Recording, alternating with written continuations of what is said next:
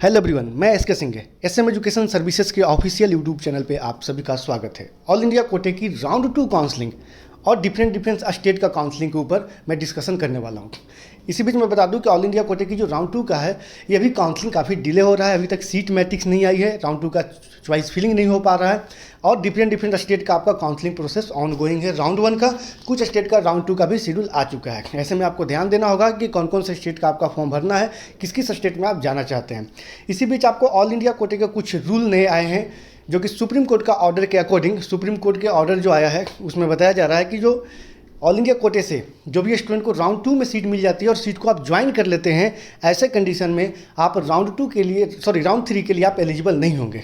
ध्यान देने वाली बात यह है कि यदि किसी भी कैंडिडेट को राउंड 2 में अगर सीटें मिल जाती है ऑल इंडिया कोटे की राउंड 2 में, या फिर अपग्रेड हो जाता है राउंड 2 में और उस सीट को आपने ज्वाइन कर दिया, तो ऐसे कंडीशन में आप राउंड 3 से बाहर हो जाएंगे, आपको वो सीट लेना ही होगा।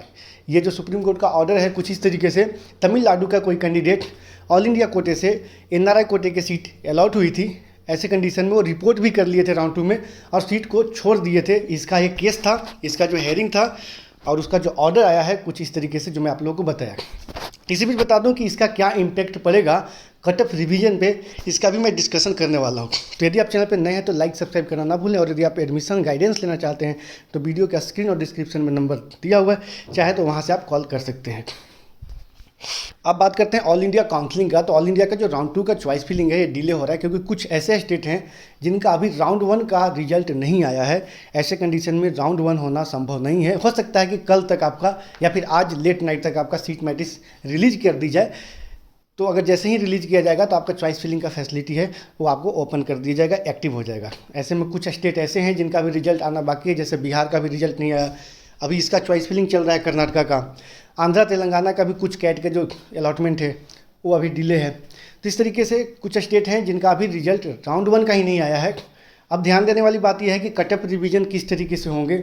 कट ऑफ रिवीजन आपको तभी होता है, ज़्यादा तादाद में ज़्यादा मार्क्स तभी डाउन होता है जब नंबर ऑफ़ सीटें राउंड 2 के बाद ज़्यादा वैकेंट रह जाती है।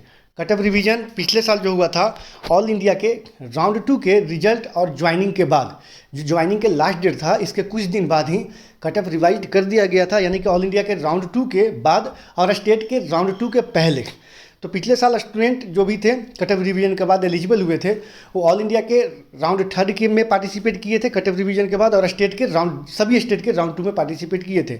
इस साल भी उम्मीद यही है कि ऑल इंडिया के राउंड 2 के बाद आपका कट ऑफ रिवाइज हो जाएगा और सभी स्टूडेंट ऑल इंडिया कोटे की 3rd round, stay vacancy round और स्टेट के 2nd राउंड और 3rd राउंड के लिए आप एलिजिबल हो सकते हैं। लेकिन इसके पहले जो कट ऑफ रिवाइज हुआ करता था वो ऑल इंडिया के राउंड 2 के बाद और स्टेट के भी राउंड 2 के बाद, यानी कि सिर्फ आप मॉपअप राउंड यानी कि मॉपअप राउंड के लिए आप एलिजिबल होते थे। आफ्टर कट ऑफ रिवीजन के बाद जो भी स्टूडेंट क्वालिफाई होते हैं यानी कि एलिजिबल होते हैं। तो ध्यान देने वाली बात यह है कि ज़्यादा तादाद में अगर वैकेंसी वैकेंट रहती है तो कट ऑफ रिवीजन काफ़ी हाई हो सकता है। लेकिन जहाँ तक हमारा एक्सपेक्टेशन है 220 जनरल के लिए 210 से 220 जा सकता है। ओबीसी SC ST के लिए इससे थोड़ा नीचे रह सकता है। जी दोस्तों, फिलहाल की वीडियो में इतना ही। Thanks for watching.